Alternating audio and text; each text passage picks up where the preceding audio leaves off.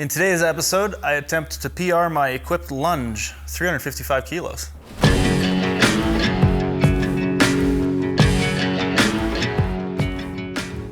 Hey guys, what's going on? Welcome back to another Project Pilsen. Just got finished equipped squatting, equipped falling. So warm-ups went really well. Everything was moving fine. Stuffed myself back into my new suit. A little bit easier this time than last time. Didn't have to hang from a bar or anything like that. Took 220 for a slight knee bend, set of a couple of knee bends. Took 270, that was getting in there a little bit, and then took 335 or 332 for my last warm-up. First working set, jumped up to 355, and it felt so good on the way down, and I have been having trouble getting depth.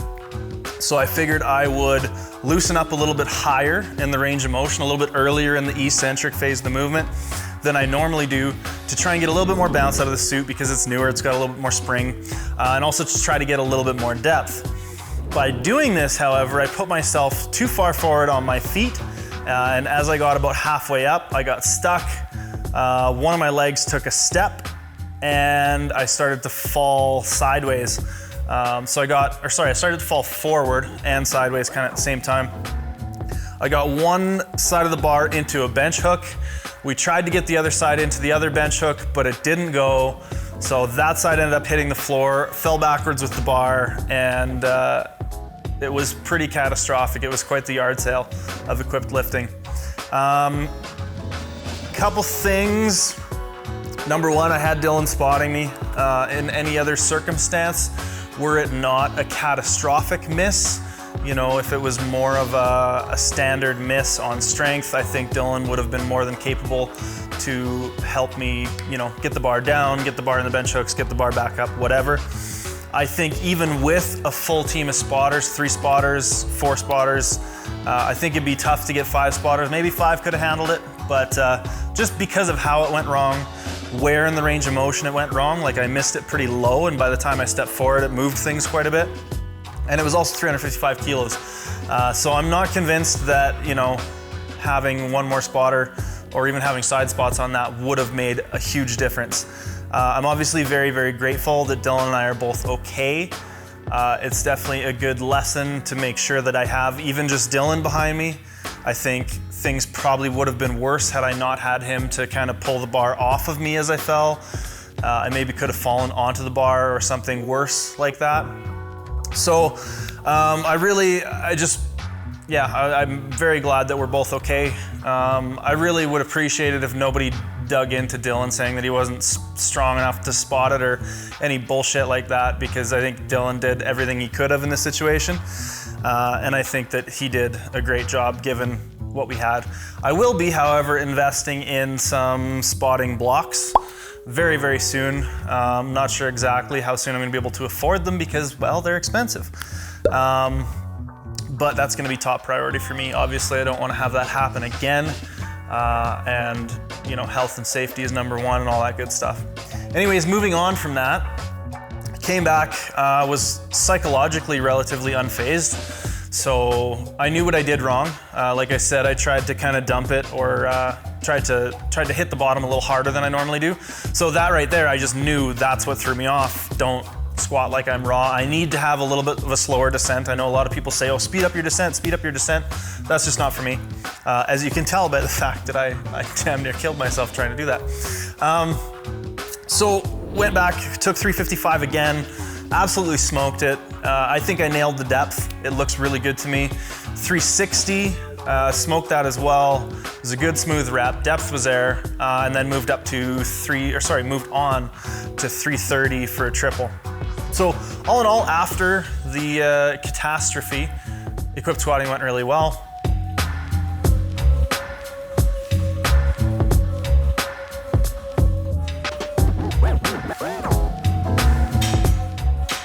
And I moved forward to do my raw bench today. Raw bench warm-ups felt really sluggish, not great. 162 was my last warm-up, and that to me didn't feel like it should have. So I stuck with 170 again this week, and I believe it moved a little bit better than last week, so I'm happy with that. And then my volume sets were 157.5 kilos for triples. So I took 2 triples there, the second of which was definitely a 10, but that's kind of par for the course at this point. Generally, as I wear on those volume sets with 85% triples, they tend to get pretty fatiguing, and I tend to get pretty beat down by them, but that's just the way it is. Bench has been progressing, so I'm definitely not complaining. From there, moved on to slingshot, hit 182.5 kilos for a single, hit 190 for a single, and that was enough. I think it was probably an 8.5. I'm supposed to go to a 9 for my single, and today was supposed to be 197.5 kilos, but given the bench work that I had put in before, it just kind of wasn't there, so I didn't push it, didn't put it on the bar, and settled with 190, I believe, for my top single there. Did my AMRAP, that ended up being 160 kilos for 7 reps, which is 1 less rep than last week, but 2.5 kilos more, so probably pretty even keel on that. And then pulled some baseline deadlift volume, so nothing super special there, 287.5 kilos for 3 sets of 4, and those were pretty damn unremarkable. So our question of the day today comes from Chad Sinclair, who, if it's the same Chad Sinclair, was an online client of mine for a while, so what's up, Chad? Hope things are going well, buddy. And his question was, what made me want to start or create Calgary Barbell? So to take a bit of a step back to where this all started, I had just finished touring. I did vocals in a metal band called Annihilate. Maybe I'll get Dylan to put a link to one of our songs in the bottom in the description tab there or whatever. So I had just gotten back from tour. We were drinking a lot, we were smoking a lot, we were sleeping in vans and staying up late and all that kind of good old-fashioned tour stuff. It was a lot of fun. I don't regret it, but definitely got back from tour and felt like I had kind of beat my body to a pulp, and maybe I should do some stuff to make my body feel better. So I got into lifting weights. I'd always been a skinny guy, kind of wanted to get bigger, and ended up talking to the right people at the right times when I was just getting into it. And they said, you got to squat, you got to bench press, you got to deadlift, you got to overhead press. So I built my programming around those 4 movements, did it for a while, and then kind of started to fall in love with it. Dropped out of school, I was studying anthropology, and started to pursue, I guess, fitness, if you want to call it that. From there, I ran into a guy named Neil who runs a company called Trench Fitness. Got my start there, got like a little weekend certification, started training people. And that was sort of a precursor, a space filler, until I moved to Calgary to start the PFT, or Personal Fitness Trainer program, that I've since completed. So that was a 2-year diploma program, very sort of condensed and focused kinesiology style stuff.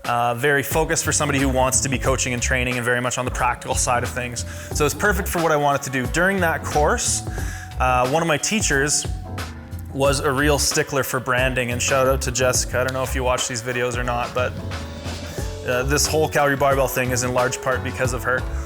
She was a real stickler for branding, and we did a programming assignment, and I handed it in, and she gave it back to me and was like, there's no branding on this, I'm not accepting it.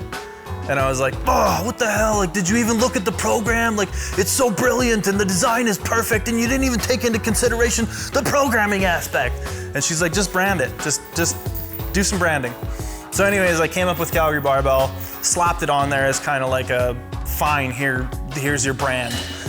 And from there, it kind of turned into a thing, and I started thinking about it more and more. I was working at a World Health at the time. And from there, I didn't see myself there forever. Again, I really treasure a lot of the experiences I had there. I met a lot of the people that are still very, very important in my life at that gym, so I'm not talking ill in any way, but it just wasn't somewhere I saw myself long term. So from there, I decided to start working with powerlifters once I had started competing, and I had been competing for a year or 2 by the time I started the business, and started working with personal training clients and getting them into powerlifting. So a lot of general population people who were coming in just wanting to get fit, and started working with them doing the power lifts because they're great diagnostic tools for people's weaknesses. They're great strength building tools for people of all ages and experience levels. So from there, it ended up that a lot of these people who kind of had never really lifted before wanted to start competing in powerlifting. So I coached my first meet, and I think I coached like 16 or 18 people. I think the video from that meet is actually one of the first videos on this channel way back. But But yeah, that was sort of my first exposure to it. Continued working with people a lot with, not online training, a lot of in-person training. And after a period of time, met Dylan, and I think he talked a lot about how this YouTube side of things really happened in the last video, or one of the last videos, so you can go check that out if you want to hear a little bit more about that. But that's sort of how Calgary Barbell came into its conception, was a school assignment where I needed to brand it with something, and chose Calgary Barbell as a name and put a gorilla face on there, and a need for me to be able to kind of set my own rules with how I wanted to train people, the equipment that I wanted to use, and to be able to help try to build a community based around those things. And then obviously ran into Andrew, who owns the gym here, and the rest is history. We started off in a broom closet and quickly outgrew it, and then moved into this space that everybody says is smaller in person. That pretty much sums it up. So I don't know if you guys have any more questions about that. Cool. You can DM me, email me, ask in the comments below. We're a little bit behind on answering some of the questions. I'm going to go through there and answer a bunch of you guys' questions. We have a ton of questions of the day, but that's awesome. Please keep them coming. We love the interactions and we love the exchanges with you guys. We love knowing what you want to hear about, so we can tailor these videos to you guys. And there's some takeaway and some interesting stuff, not just me falling over with 770 on my back. That's it for today, guys. Thanks for tuning in. We're, I think, 4 or 5 weeks out now from Pilsen. I'm getting a 4 from behind the camera here. So we're 4 weeks out from Pilsen by the time this video hits, and super excited to be here, super excited to get going. Training's going exceptionally well. Hoping the bench shirt goes better this week, and we'll see you guys in the next video.